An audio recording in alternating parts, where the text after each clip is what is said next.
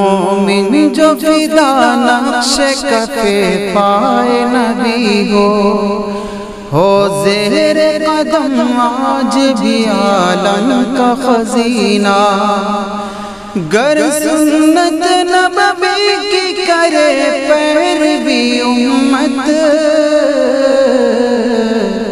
طوفان سے نکل جائے گا پھر اس کا سفینہ، طوفان سے نکل جائے گا پھر اس کا سفینہ۔ اما بعد، دو چیزیں ہیں، ایک ہے خالق اور ایک ہے مخلوق۔ خالق پیدا کرنے والا اللہ تعالیٰ، اور مخلوق جس کو انہوں نے پیدا کیا ہم سمجھے اس کو۔ اب انسان خالق کو راضی کرنے کی فکر کرے یا مخلوق کو راضی کرنے کی فکر کرے، دونوں کے اثرات الگ الگ ہیں۔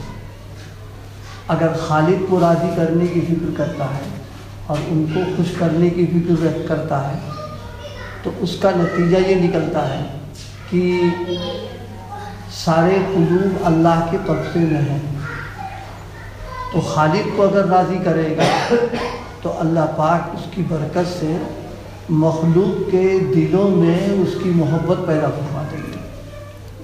حدیث میں حضرت نبی کریم صلی اللہ علیہ وسلم نے ارشاد فرمایا کہ بندہ اللہ کا جب مقرب اور قرب اس کو ہو جاتا ہے، قرب حاصل ہو جاتا ہے، اللہ پاک اس سے خوش ہو جاتے ہیں، تو پھر سیدنا حضرت جبریل علیہ السلام اللہ پاک ان کو بتاتے ہیں میں فلاں خوش ہوں، فرشتوں میں اعلان ہوتا ہے، پھر نیچے زمین والوں پر اعلان ہو جاتا ہے اور اس کی محبت محبوبیت دلوں میں ڈالتی جاتی ہے۔ لیکن اگر مخلوق کو راضی کرنے کی فکر کرتا ہے تو ایک نقصان تو کھلا ہوا یہ ہوتا ہے کہ خالق سے دوری ہوتی چلی جاتی ہے اس کو۔ دوسرا نقصان یہ ہوتا ہے جس مخلوق کو راضی کر رہا ہے وہ راضی ہو یا نہ ہو، دوسری جو مخلوق ہے ان سے بھی بعد اور دوری اور نفرت ہونے لگتی۔ ایک عجیب معاملہ ہے کہ کسی انسان کو اگر راضی کرے تو اور جو دوسرے لوگ ہیں ان سے خواہ کے لیے پھر کشمکش شروع ہو جاتی ہے۔ لیکن اللہ کو اگر راضی کیا جائے اور خالق کو راضی کرنے کی فکر کی جائے تو کوئی ناراض نہیں ہوگا۔ اللہ پاک غیبی نظام ایسا کر دیں گے کہ اس کی محبت دلوں میں ڈال دیں گے، اور اللہ کی محبت اور اس کی عظمت اور اس کی بڑائی جتنی زیادہ انسان کو حاصل ہو جائے، اس کے دل میں پیدا ہو جائے، تو پھر مخلوق کو اولاً تو راضی کرنے کی فکر نہیں کرے گا، دوسرے اسی کے ساتھ میں مخلوق کا روب اور ڈر بھی اس کے دل سے نکل جاتا ہے۔ بس اس کی عظمت کے سامنے کوئی چیز ہے ہی نہیں، لہذا اس کی عظمت جتنی زیادہ ہوگی اتنی ہی مخلوق کا خوف و ڈر اور کسی کی بڑائی اس کی خاطر میں نہیں آتی اس میں۔ لیکن اگر مخلوق کو راضی کرنے کی فکر کرے گا تو اس کا نقصان ایک تو میں نے بتایا کہ یہ کہ اللہ سے دوری پیدا ہو جائے گی، دوسرے اور مخلوقوں کا ڈر لگا رہے گا، بھئی یہ کو راضی کر لیا اب ڈر لگا ہے وہ ناراض ہے، اس کو مناؤ ورنہ نقصان پہنچے گا، اس کو مناؤ ورنہ نقصان پہنچ جائے گا۔ یہ گویا خالق اور مخلوق کو راضی کرنے میں دونوں میں فرق ہے۔ عقل مندی کی بات یہ ہے کہ انسان خالق کو راضی کرے اور اس کو خوش کرنے کی فکر کرے اور اس کا قرب حاصل کرنے کی فکر کرے، کیونکہ ان کا قرب جو ہے دنیا میں بھی اور آخرت میں بھی دونوں جگہ اس کے لیے کامیابی اور سرخروئی کا ذریعہ ہے۔ اور مخلوق کو اگر راضی کریں گے تو ظاہر ہے کہ خالق کی ناراضگی جو ہوگی یہ انسان کے لیے دنیا اور آخرت دونوں خسارے کا ذریعہ بنے گی۔ اور اللہ تعالیٰ کا قرب اور اس کی عظمت اور بڑائی عجیب چیز ہے، اللہ تعالیٰ اس کا کچھ حصہ ہم سب کو نصیب فرما دے۔ جن لوگوں کے دلوں میں اللہ کی بڑائی اور اس کی عظمت بیٹھی ہوئی ہے، ان لوگوں کا حال کہ وہ بڑے سے بڑے سربراہ بادشاہوں کے دربار میں اور حکاموں کے یہاں جو باتیں کرتے ہیں، گفتگو ہوتی ہے تو آنکھ سے آنکھ ملا کر کے، یہ نہیں کہ ان کی عظمت اور بڑائی کی وجہ سے ان کے دل میں کوئی خدا نخواستہ کوئی اثر ہے یا ڈر رہے ہیں، کچھ نہیں، خوفی کے ساتھ رہتے ہیں۔ اس وقت میں تاریخی اعتبار سے ایک واقعات تو کئی ایک ہیں، ایک واقعہ جو اس ملک کا ہے، لکھا ہے ایک مرتبہ سلطان محمد تغلق نے شیخ قطب الدین منور کو دلی طلب کیا، ایک بزرگ ہیں، ان کو بلایا تو انہوں نے بادشاہ کو تعظیمی سلام نہیں کیا۔ ایک طریقہ تھا کہ لوگ تعظیمی سلام کرتے تھے، یہ گئے، انہوں نے سلام تعظیمی کیا نہیں۔ اصل میں بڑے لوگ جو ہوتے ہیں وہ کان کے کچے ہوتے ہیں، جو جیسا بھر دیتا ہے وہ ہو گیا، تو ان کے خلاف بادشاہ کے کان جو بھر دیے گئے تھے کہ وہ آپ کی تعظیم اور تکریم نہیں کرتے ہیں اور آپ کے مخالف ہے وہ، تو اب اس تعلق سے انہوں نے طلب کیا۔ جب دربار میں داخل ہوئے اور ایوان شاہی میں پہنچے تو دیکھا تمام امراء، وزراء، حکام، درباری ہتھیار لگائے ہوئے مؤدب اور باوقار انداز میں کھڑے ہیں، شوکت سلطانی سے لرزہ براندام ہے، یعنی اوپر ایک خوف کی کیفیت کی اوپر۔ ان کے ساتھ ان کے صاحبزادے نور الدین بھی تھے، حضرت کے ساتھ جو ہے شیخ قطب الدین کے ساتھ ان کے بیٹے بھی گئے ہوئے تھے نور الدین، جو اس وقت کمسن تھے۔ انہوں نے ایسا منظر کبھی دیکھا نہیں تھا، دیکھ کر ڈر گئے، مرعوب ہو گئے۔ شیخ قطب الدین نے دیکھ کر بہت بلند آواز کے ساتھ ان سے کہا، بابا نور الدین العظمت للہ، ڈر کیوں رہے ہو؟ بڑائی تو اللہ تعالیٰ کے لیے۔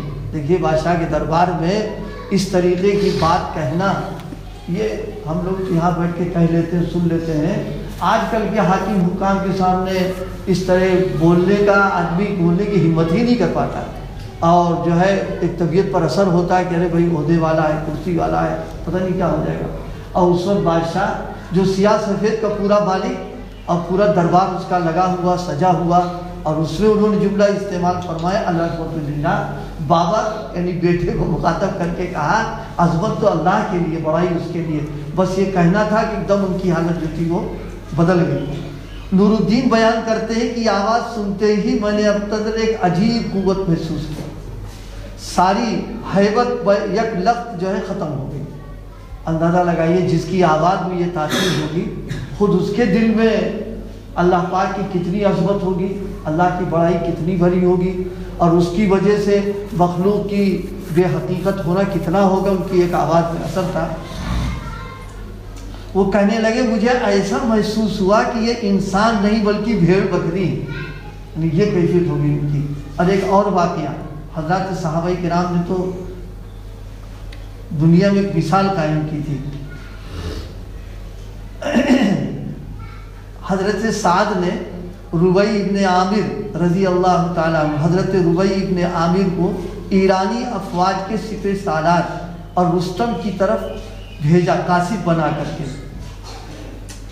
دربار خوب آراستہ کیا، ریشمی پردوں، گدوں، ہیرے یاقوت اور دوسرے قیمتی ہیروں اور موتیوں کو خوب نمائش کی گئی۔ رستم کے سر پر تاج اور بہت قیمتی پوشاکیں تھیں، وہ ایک سونے کے تخت پر بیٹھا ہوا تھا۔ حضرت ربیع ابن عامر اپنے پرانے کپڑوں اور تلوار اور ڈھال کے ساتھ ایک پستہ تک گھوڑے پر سوار دربار میں داخل ہو گئے، یعنی وہ اترے بھی نہیں، ایسے اندر چلے گئے، اور فرش اور قالین کے ایک حصے کو رونگتے ہوئے آگے بڑھ گئے، پھر اترے اور انہی گاؤں تکیے میں سے ایک میں گھوڑے کو بے تکلف باندھ دیا۔ یعنی اس دربار میں پہنچنے کے بعد یہ عظمت، اللہ کی بڑائی، کوئی مسئلہ نہیں، باندھ دیا۔ یہاں تو آدمی جب بڑوں کے اس میں جاتا ہے تو کتنے پاپڑ بیلتا ہے، پوچھتا ہے کیا کرنا کیا نہیں کرنا، وہاں چلے گئے وہ، پھر اترے، بے تکلف باندھ دیا، پھر ہتھیار لگائے، زرہ پہنے اور سر پر خود لگائے ہوئے رستم کی طرف بڑھے۔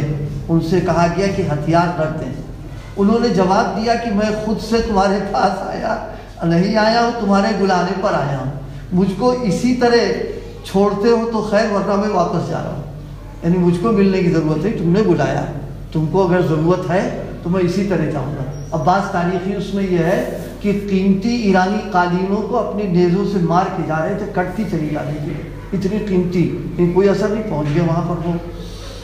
تو اب جب اس کو اطلاع ہوئی تو رستم نے کہا اجازت است، یعنی بلاؤ اندر بلاؤ. وہ اسی قالین پر اپنا نیزہ ٹیکتے ہوئے آگے بڑھ گئے، جس کی وجہ سے ایک بڑا حصہ پھٹ گیا، اور جانے کے بعد انہوں نے جو گفتگو کی ہے اس کے بغل میں بیٹھ گئے.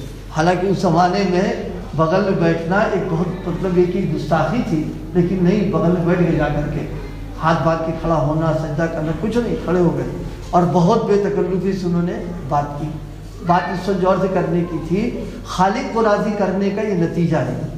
اور آج ہم نے مخلوق کو راضی کرنے کی فکر کی ہے، اس کی وجہ سے اس کا خوف، اس کا خوف، اس کا ڈر، اس کا ڈر کہ یہ کیا ہوگا، وہ کیا ہوگا. لیکن اللہ پاک کی جو بات توفیق بندے ہیں، انہوں نے اپنے دل میں صرف ایک ہی کو رکھا ہے، بس اللہ کو رکھا، اس کا خوف، اس کی عظمت، اس کی بڑائی. اللہ پاک ہم سب کو اس کی توفیق عطا فرمائے، نصیب فرمائے کہ بس ہمارے دل میں بس انہی کا خوف، انہی کا ڈر ہو، اور انہی کی عظمت ہو، بڑائی ہو. اور جتنی زیادہ ہوگی، میں نے عرض کیا، جتنی زیادہ ہوگی اتنا ہی اللہ پاک غیبی نظام ایسا بنائیں گے کہ آج جن سے ہم کو ڈر لگ رہا ہے، ان کے ہی دلوں میں اللہ پاک ہماری محبت اور محبوبیت پیدا فرما دیں گے، اور انہی کے دل میں ایمان کا خوف پیدا ہو جائے گا، ایمان کا ڈر. یہ اللہ پاک کی طرف سے ایک نظام ہے جو اب تک ہوتا چلا آیا. ایسا نہیں ہے کہ پہلے لوگوں کے ساتھ ہوا ہو اور وہ تاثیر ختم ہو گئی ہو. مادیات میں جب تاثیر باقی ہے، تبدیل نہیں پیدا ہوئی ہے، تو اعمال کی جو تاثیر وہ کیسے ختم ہو جائے گی؟ تو باقی رہے گی. ضرورت اس بات کی ہے کہ ہم اور آپ بھی اسی راستے پر چلیں کہ اللہ کو راضی کرنا، ہر موقع پر انہیں خوش کرنا، ان کی عظمت، ان کی بڑائی دل کے اندر ہونا، ان سے تعلق مضبوط کرنا. جتنا ہوتا چلا جائے گا انشاءاللہ اللہ پاک اتنا ہی دنیاوی معاملات اور حالات کو بالکل سازگار کرتے چلے جائے گا. اللہ پاک ہماری توفیق